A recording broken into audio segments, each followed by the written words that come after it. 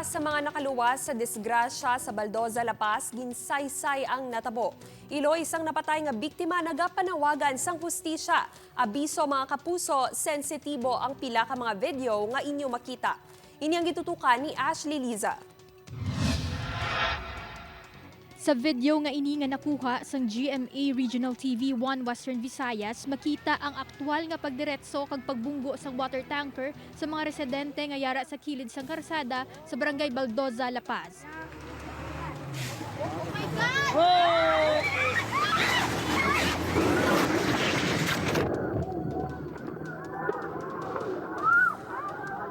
Makita ang pagdinalagan kag mabatian ang mga nagahibi nga mga tawo. Tubtub sa isa-isa na nga ginbuligan ang mga nabungguan nga residente.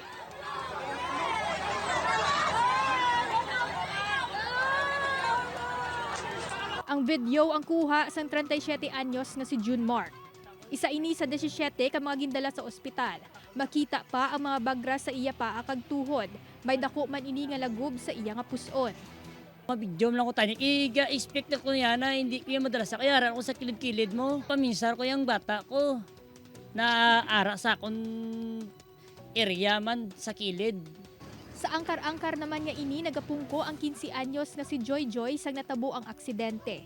Kaupod sini ang mga napatay nga sanday J.An 14 anyos kag Oliver 22 anyos. Halos hindi ini makatindog sa mga pilas nga naagom sa iyat-il. 6 ka bulan pa ini nga nagabusong. May big yung tiyo ko bilang kapatay. Iyupod gamit mo. Hindi tikwang ako. Ay, iyupod kami sa sulong. 3 kami kabilog.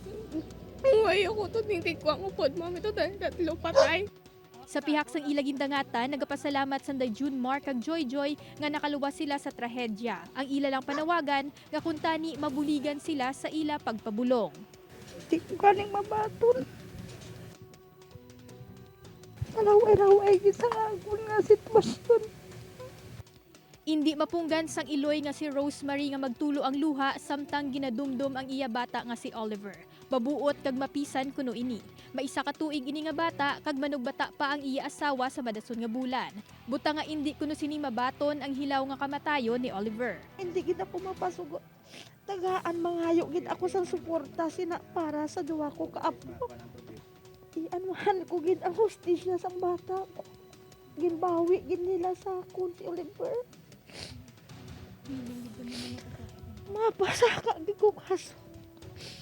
Samtang ginpahayag ni Lieutenant Colonel Estaya nga nagpulong na ang Traffic Management Unit upod si ICPO Director Colonel Joresti Coronica na tuhoy sa natabo. Nadiskusyonan ang mga pagpatuman sang protokol agud malikawan ang kaangay nga insidente.